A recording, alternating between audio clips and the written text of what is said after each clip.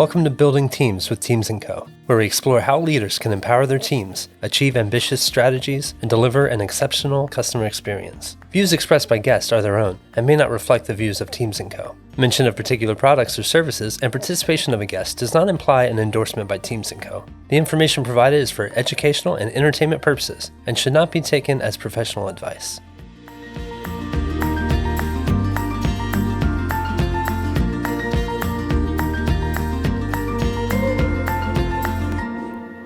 Hi everybody, welcome to this week's episode of Building Teams with Teams & Co.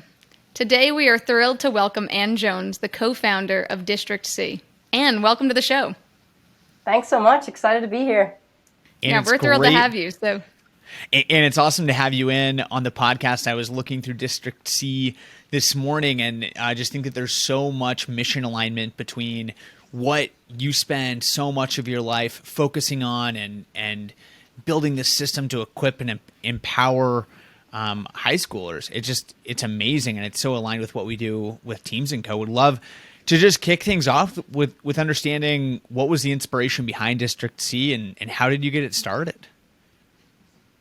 Yeah, I appreciate that. Yeah, Mike, and couldn't agree more. So much great work that you all are focused on as well. This work is hugely important. I mean, I think the biggest thing is the school world and the real world are just getting too far apart.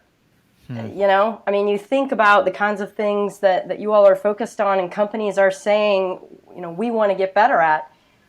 They want team players and they want thinkers, right? They want a team in their company that when things like COVID hit, that they can pull together and pivot and find a way. And then that's a big problem example, but there's lots of little things that happen along the way. And I think for us, the reason that we started District C was the things that students are getting the opportunity to do in school isn't like that. They don't get opportunities to really work in a team to solve a messy problem like you do all day, every day in businesses. And I think when that is the case, then, you know, fast forward through that young person's life, even if they do everything right, you know, they take all the right classes, get great grades, the test scores look awesome, you know, then you get to a job interview and what's that employer going to ask you? Well, tell me about a time that you worked in a team. Tell me about a time that you really had to solve a complex problem. And, you know, for a lot of our students, they can talk about a sports team that they were on or maybe a group project they did in school where it wasn't that great and it was hard, but you know, these students need chances to do more things that look more like what we do in the real world, where they're working in teams and dealing with complexity and messiness. So that was our motivator, honestly, was that early talent pipeline, honestly, for what you all do. It's kind of how I'd say it. Well, we really appreciate that work. I think it really resonates with me. I chose an MBA program in business school. That specifically, most of our grades were based on group projects. And it was interesting because the U.S. model, I actually studied in Spain, and the U.S. model is very kind of competitive, right? You're kind of always trying to get the highest grade in the class. And I specifically chose a program that was very focused on entrepreneurship and very focused on collaboration. So my colleagues and classmates were from 46 different countries. We all worked constantly in teams, and they switched every 3 months. So you'd have a team for a quarter. You did all of your work with that team in all of your classes. And it was amazing because the way that the school did it, they gave, we were all from different countries.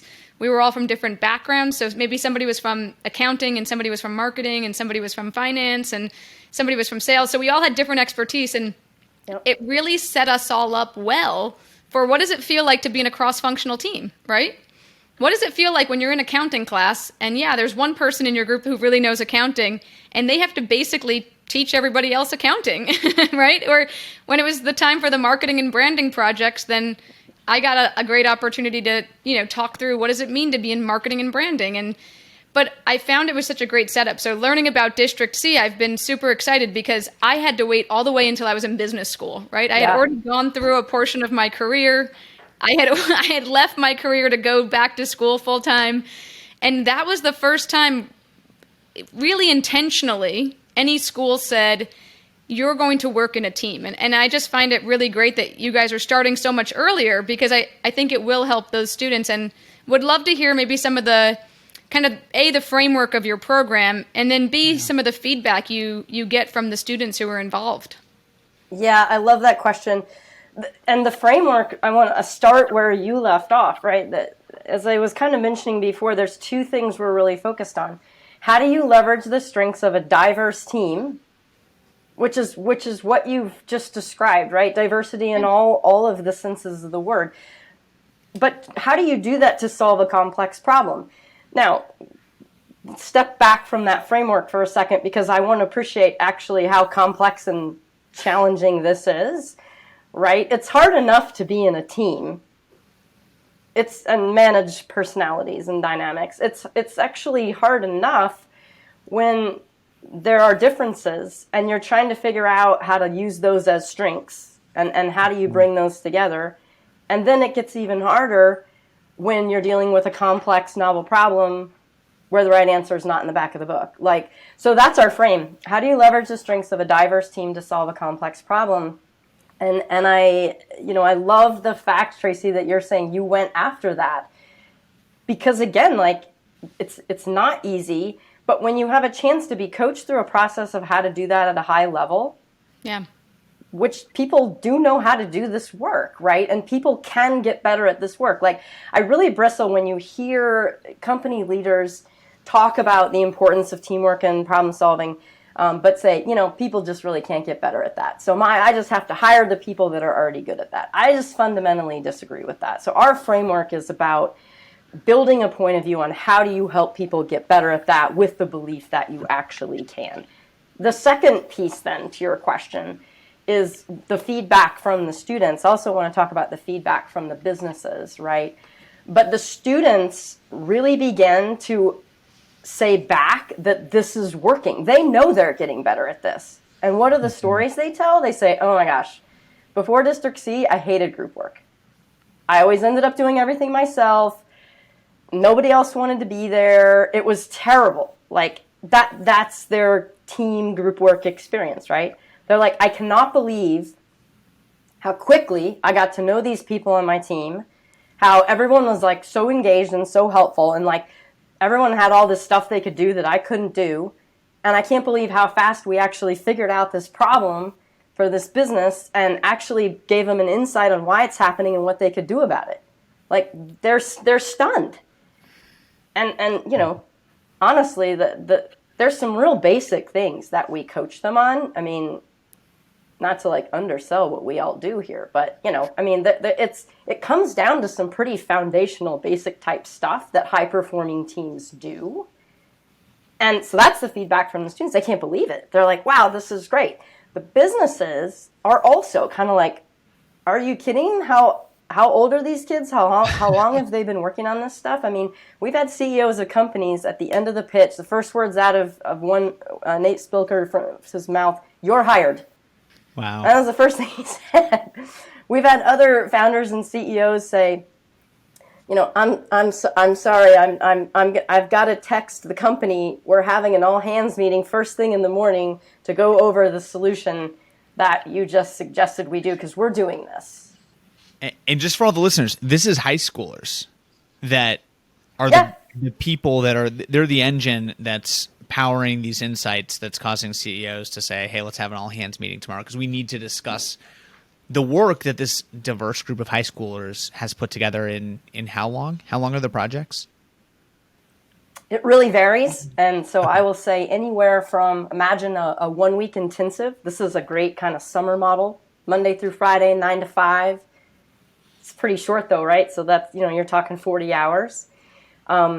We've done even sort of 3 week sort of after school type models where the students are meeting a full day Saturday. They meet then 3 times in the evenings each week, 1 hour at a time, doing work virtually like this. They come back and pitch. But I'll tell you what, my favorite model is, and this is really where we focus most of our time, is we are trying to prepare coaches of this work to take this back and offer what we call teamship. That's the name of our experience, to offer teamships to students that are at their school, that are a part of their organization, again, whether that be a nonprofit or something like the Y or something like that. And when they do that, like, so let's imagine, for example, you get to offer this, like one of our high schools does, Research Triangle High School. They offer it as a full year course.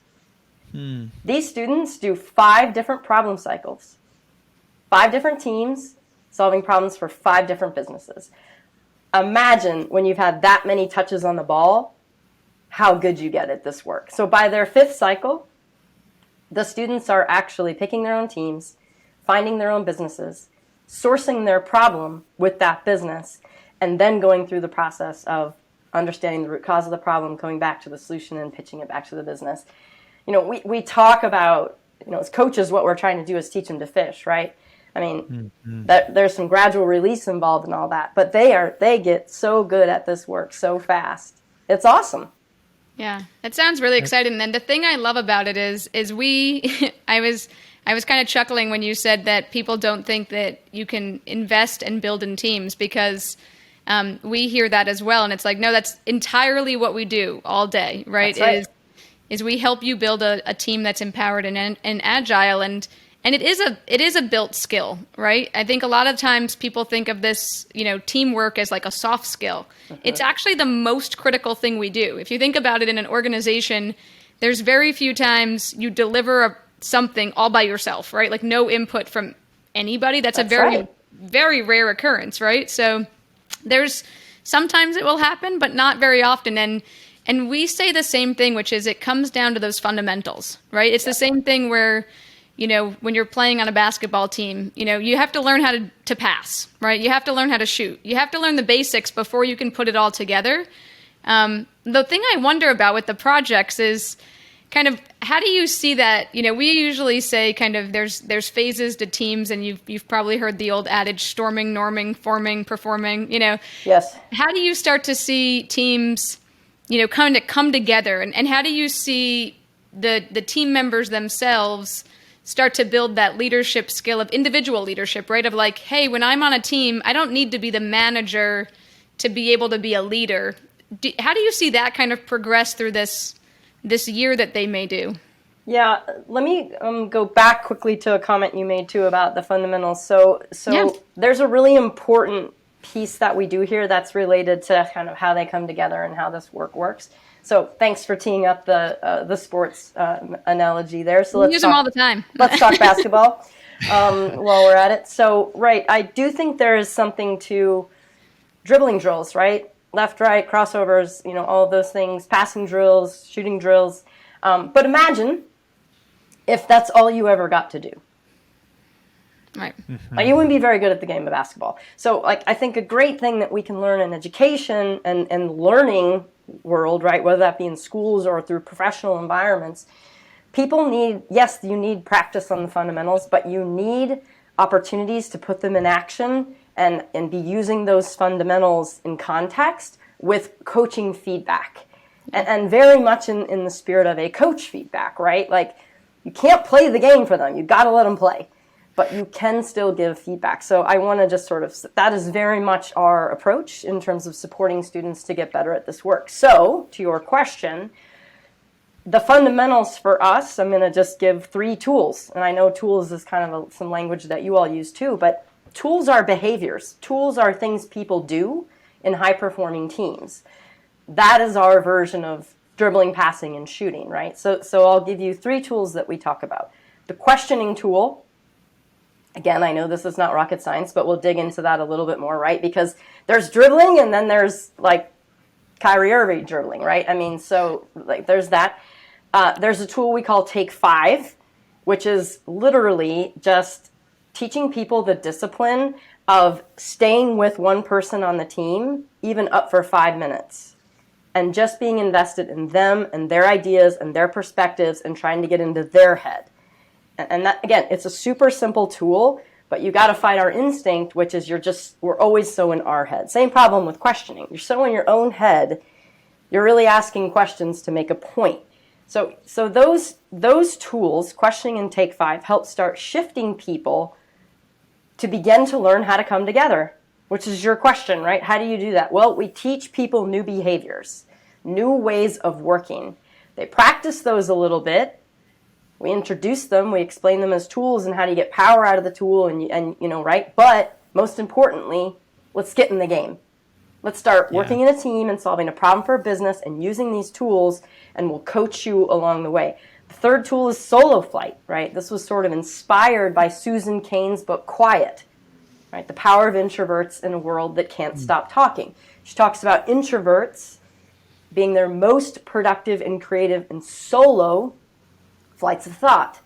So we create this tool that says, hey, look, create that space for, if anything, the introverts on your team, if you want to leverage the diverse strengths of everyone on your team.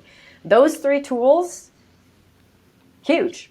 It's dribble, pass, shoot. I mean, boom, there it is, right? So that is how they start to come together, is developing those new habits, those new ways of working, but understanding it not as a compliance exercise, not as my teacher told me to do this, so I am doing this, as my coach is coaching me on how to play this game better, how to play this game at a high level. It's a huge shift. And again, that's why I say, why are we doing this? School world and the real world, too far apart. School world, do what you're told, follow instructions, I'll lay it out for you. That is not the real world. So we've got to make that shift and give kids more opportunities to do that. And I think that's so impactful. And something you said earlier really resonates, where you said, it's simple. It's not rocket science. But just because something's simple doesn't make it easy. I heard an analogy recently where somebody said, well, running a marathon is simple. It's you just put one foot in front of the other. It's just you do it for 26.2 miles, and it's simple, but it's really challenging, right? That's something that takes a lot of training, and it takes a lot of practice, and it takes getting in the game in order to actually have the ability to do that. And I was thinking as you were talking about my transition from college to the corporate world, and I had a tremendous college experience, but I got to college and I was very much conditioned to sort of look for, what's the syllabus? I want to be an A player. What does that look like? And going to my boss as almost looking at him like an instructor. Like, what do I need to do to get an A? I've always really cared about my grades. I've always really tried to perform well. What's that look like in this role? And what I learned over time was, one, exactly to your point, it becomes automatically less about us as individuals in the real world. And it becomes more about how and where do you understand your position within a team, and how do you work effectively with other people to deliver a really quality, innovative project, to be a great player for the team. And that rarely comes from somebody in the organizational hierarchy above you saying, here are the things that you need to do, go do them. It comes from being a thought leader in our own seats. So I think that's really powerful what you're talking about. And I can just say from my experience, I've seen it sort of from both sides, and it does take a lot of development early in a career, almost to break some of the habits that traditional education teaches you. Yeah, Mike, this is reminding me of a story actually that illustrates your point exactly. I was speaking to an executive at a very successful pharmaceutical startup around here. Said around talent and looking for talent, he said, yeah, people will say the students don't have, the sort of skills and competencies they need. He said, it's worse than that. We actually don't just have to give them the skills they're missing. We have to untrain them.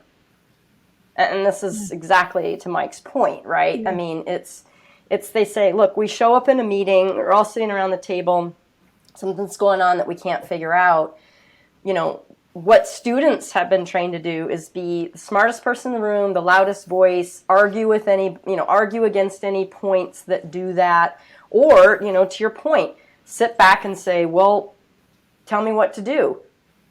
Neither of those orientations is at all helpful, and companies are really having to untrain that behavior and again build back these habits, which is the work that we all are focused on. And again, the belief that the belief that we know a little bit of something about how high performing teams works. It is a behavior. It's a new way of forming a habit, right?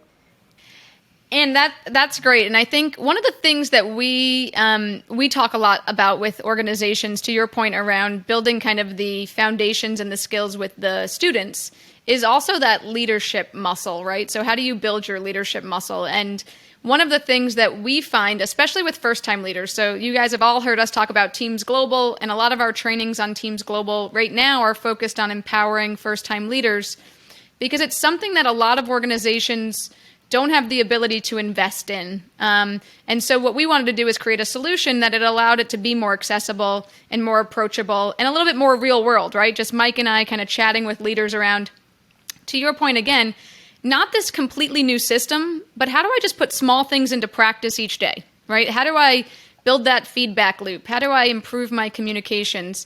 How do I have those one-on-one interactions with my team? And one of the things that we find, and I'd love to hear your perspective of the student's journey in this, is a lot of times when you start that first role, right, or you take on that first management role, you're like, I now have to give people directions, right? Like I have to be very prescriptive.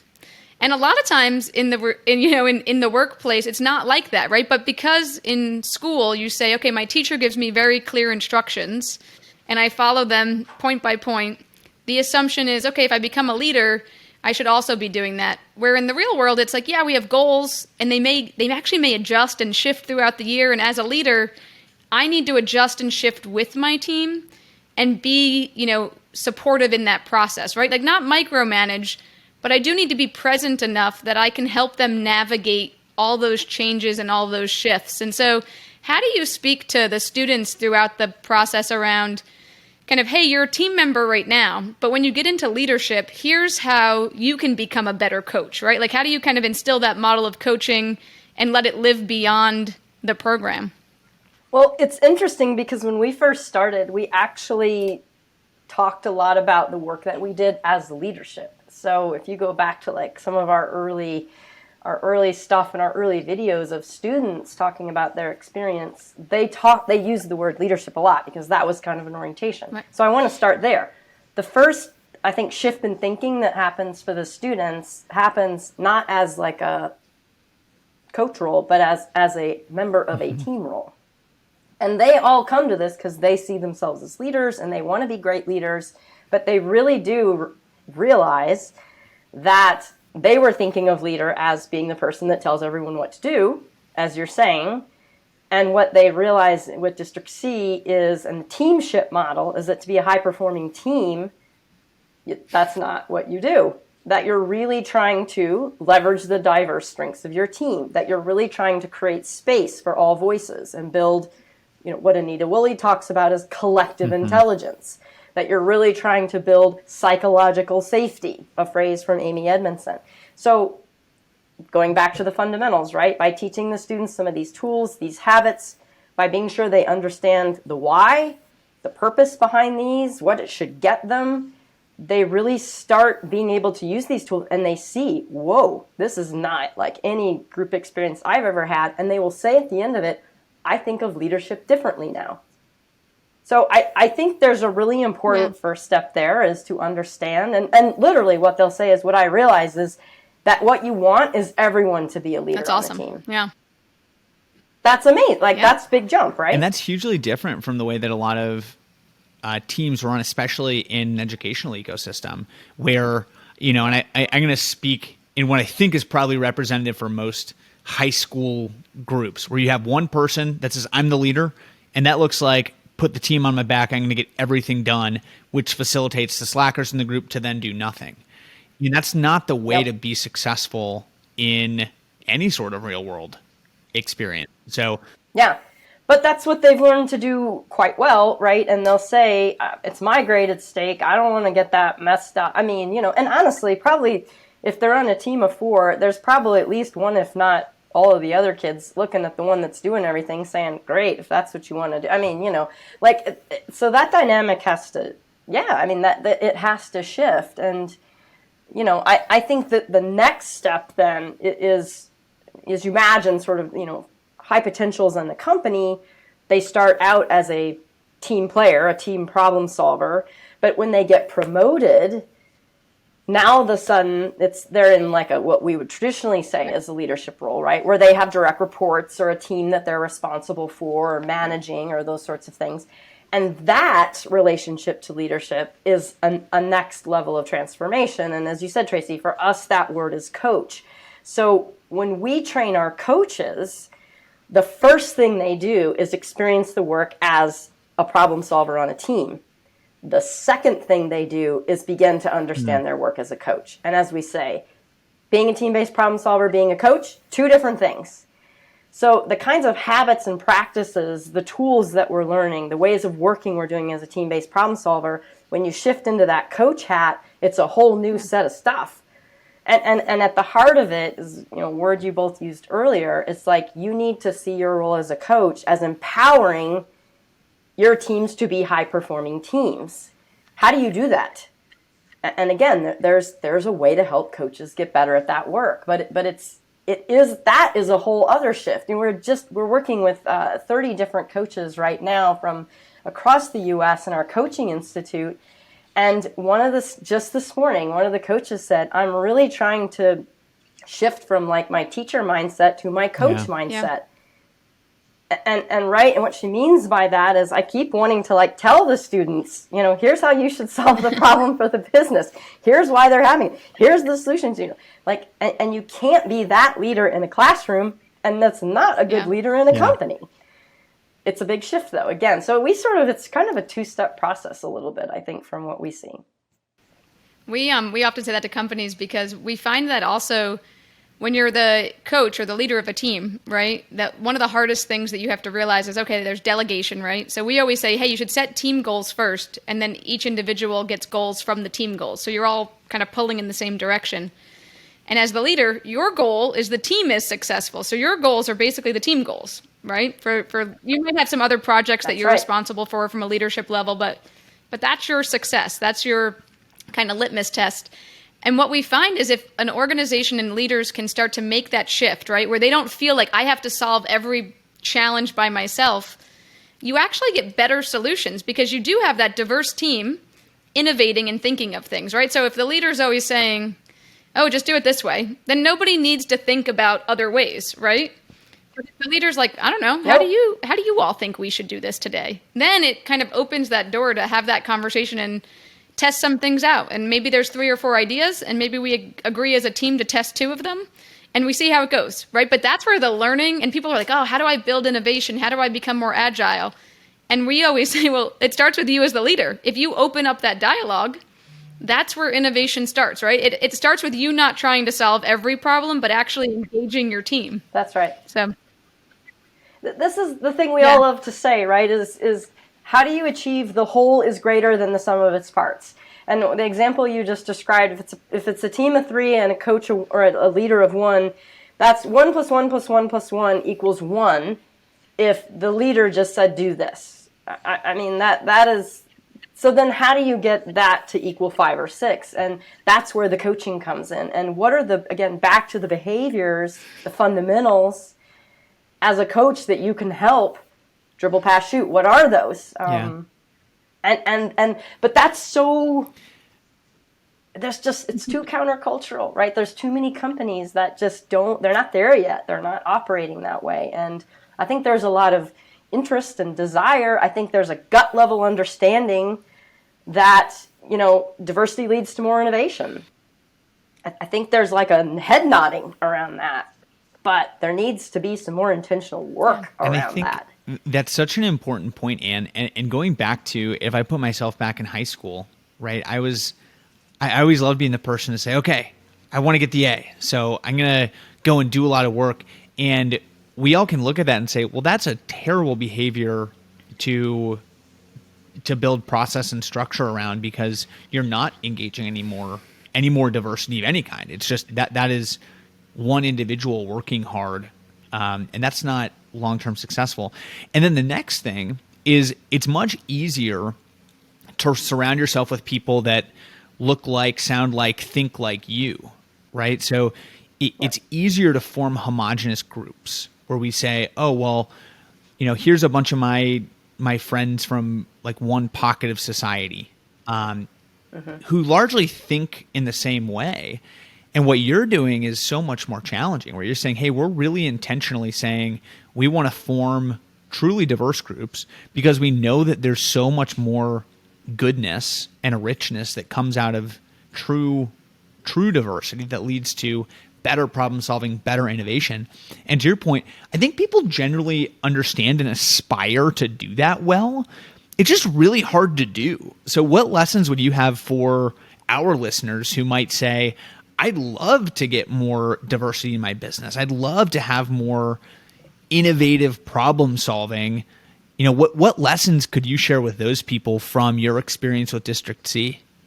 Yeah, I mean, to borrow from Montiel, a District C student who's now a senior at UNC Chapel Hill, who was on a panel recently and speaking about, you know, diversity, equity, inclusion, and the question to her was the same, right? Like, what's your advice to companies who say they care about this, but who really want to live into that? She said, stop, you know, essentially, like, they need to do it. Yeah.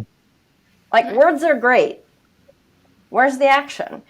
And I think, Mike, to your point, if companies are saying, like, well, I don't really know what to do, well, there are people who do.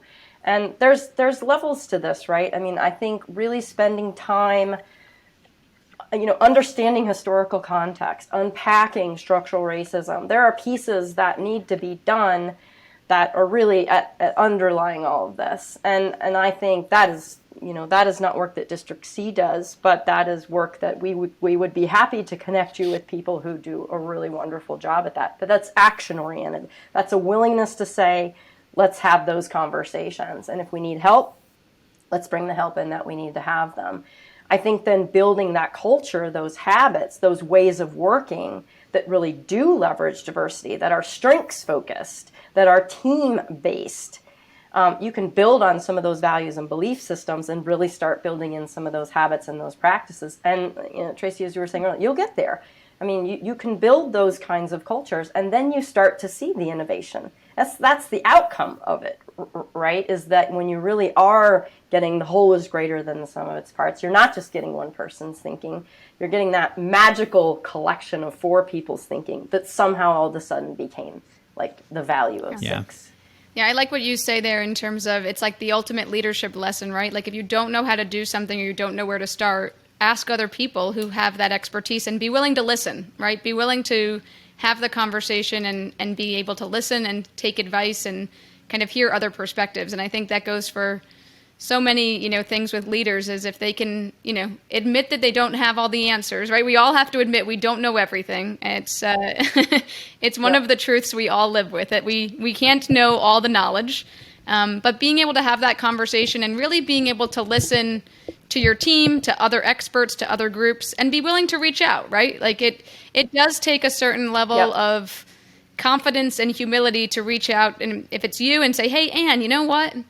I don't know how to solve this challenge. Can you help me? Can you help me understand? Can you help me find other experts who could, give me more insights? And that's a really valuable leadership lesson. And it sounds like you're teaching the students that, which is amazing. But maybe I know that we're going to kind of get to the point of like, how do people get involved with District C? So as a preemptive question to that is maybe you could tell us about some of the types of projects that students have worked on. Just, you don't have to give like super details around company confidentiality, but if you just have some examples of like, hey, like what kind of like range of projects are these students working on as a team? That'd be awesome. Yeah, the first thing I'll say to your point about, you know, to share company secrets is like, I just want to acknowledge that for businesses to come and share like real problems, not stuff that they're thinking about or maybe they were worried about, like we ask them for stuff that's really keeping you up at night, does take a certain amount of vulnerability. And I just want to honor that. Like you're kind of sort of saying, we don't know this, we can't figure this out. And to your point, they really are listening. That's got to be where it all starts. I would say the types of problems that businesses bring, some of them are sort of operational process oriented. Let me give you an example. Fleet Feet Sports was our very first business partner. They have brought, I think, over 4 problems over the course of the last few years for students to solve. And one of them was really around their onboarding process. So for their staff, there being excellent customer service is like core to their brand. And they were really sort of looking at what is that onboarding process and how can we ensure that the folks that are on the ground helping customers with running shoes and that kind of thing are just like top notch. So those kinds of like operational process things. We worked with a restaurant in downtown Raleigh called Raleigh Raw that really was looking at some like flow issues. So again, operational process. Lots of stuff around marketing. Segment growth. So how do we reach Gen Z? Our referral rates are tapping out. How do we sort of get that curve tipped up again? So new markets, product growth, those sorts of things. And we've had some interesting one too around culture. Speaking of, company came to high school students and really asking and saying, we have different verticals in our company. Sort of corporate vertical, landscaping, maintenance, and the only people that come to the holiday party are corporate. That's a culture problem. They brought that problem to high school students and they dug in. They tend to kind of fall into those different places. But the key for us is they're real. Like we say to businesses, don't make this up. Like, too many times you're like, oh, they're high school kids, so we should like give them a problem they can do. Don't worry about that. They'll be fine. Let's talk about what you are really concerned about as a business. What are you really worrying about as a business? And again, I just have to say the vulnerability is just nothing short of inspiring. They care about their business. They care about their employees. They care about their customers. They want to do better. So they're willing to put it out there. And the pitches that we do are public. So this isn't just sharing with the 8 or 12 students that they're working with. This could be whoever happens to show up at that particular pitch. Again, great leadership. And sometimes we'll even say, like, thank you so much for modeling the kind of listening and the kind of vulnerability that it takes to be great. Yeah. Often we like to call that confident humility, right? Confident in yourself, whether yourself is an organization or an individual, but humble enough to say, I don't know it all. I'm looking for diverse perspectives. And I think that model is so cool. And you're instilling that in both the students and in the organizations. And fundamentally that's teamwork. So that is amazing. And to go from Tracy's last question, Anne, would love to know, how can our listeners engage with you? Yeah. So we'll sort of start with the student level. If you know of a student or you have a student that's in high school, we also have middle school programs. We'd love for you to be sure that your school knows about us. Teamship, again, we can train a coach. That coach is a teacher at the school. They can offer Teamship as a semester class, as a full year class, as an after school program, as a summer program. For parents and young people out there, see if you can't get a coach trained so that they can begin offering that not only for you, but for future leaders to come. For businesses out there, if you're willing to be vulnerable, we'd love for you to come and be a part of this work. We ask our businesses, have you or will you use something, implement something that you had from these students? 90% say yes. And this is real value back to the companies. We call this two-way value. It's hugely valuable for students, no question. But it's going to be valuable for you as a company as well. So come on board, right? And go to our website and sign up. We'll get you onboarded. And you can partner with schools in your community, and you can work with those coaches and bring real problems into your local schools. Obviously, we are a nonprofit, so if you are interested in contributing, sponsoring a coach, and if you're interested in being a coach, come on board. It's not a light lift. Like, we're going to, the Coaching Institute's 50 hours. This is an intensive process where first you learn it through the lens of a problem solver, then you learn it through the lens of a coach, as I mentioned earlier. But got one kicking off in January, so by all means, we work certainly with a lot of educators, but we work with nonprofit leaders, we've worked with entrepreneurs, community leaders, people that care about this, and they're going to go maybe co-coach, maybe with somebody in their school, right? They know that there's a teacher offering it at the local high school, and they're maybe going to, for a problem cycle that lasts a month, they're going to go in and co-coach with that. That's their give back that's, instead of go paint a house for the day, they're going to go co-coach students and make them better problem solvers. Awesome. So those are the kind of avenues. It sounds like anybody nationwide, right? So if it's as teachers, no matter where, awesome. Absolutely.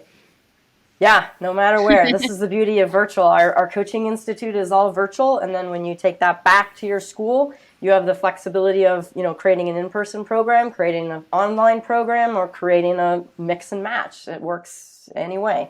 That's awesome. We will definitely put your contact information in the show notes, Anne, so folks will reach out. And if you're interested, we recommend you, get in touch with Anne in District C. Mike and I are already brainstorming the problems that we could potentially share. So look forward to a submission by Teams & Co. I think there's such great alignment, and we've been talking about how excited we are about your approach, and it just makes so much sense, right? We all go through this idea of onboarding new team members, making sure team members know our processes and our procedures, and to have an organization out there teaching students all of those things even before they get to our organizations, it's so valuable. It makes it easier for them to make the transition into corporate life. It makes the transition for leaders easier to be able to say, hey, this person's already has some experience working with teams. This is awesome. So we're excited. We can't thank you enough for being on the show today, and we will definitely share your information on social media and on the show notes, and hopefully our listeners will reach out from far and wide. Yeah. I appreciate it. And I just want to thanks to you all too. I mean this really because, for us as our students are preparing to enter into these companies that you're working with, I tell you what, they want to be in a company where they feel heard, where they feel listened to, where they are being asked to think as a team. And so to know that you all are out in the world building those kinds of companies and help companies who care about this, I hope our students find their way to those places, because that's where we know they will thrive and the company will thrive. So thank you so much. And Anne, yeah, I just don't want to leave this conversation without thanking you for the work that you and the District C team are doing, and also just want to highlight the entrepreneurial spirit of what you putting into practice everything that we've been talking about, recognizing a deeply rooted problem that is very visceral and so many people experience on both sides of this two-sided market, both as contributors to the workforce and as businesses, and taking a truly innovative approach and entering into that conversation. I think what you and the team are doing is a great use case for the different things that you are teaching, and not just teaching, but coaching students how to do well. So thank you for what you're doing in our community. I can't wait to see the growth of District C and to continue to engage in hopefully lots of different ways here in the coming months and years. Thank you so much. No, really appreciate the opportunity. Well, we appreciate everybody tuning in again for another episode of Building Teams with Teams & Co. We hope you follow the podcast. You can subscribe, leave a rating so other folks know what you've been enjoying about the podcast. And also check us out on YouTube. We share videos over there as well. So you can find the recordings anywhere you listen to podcasts. The transcripts are on our website.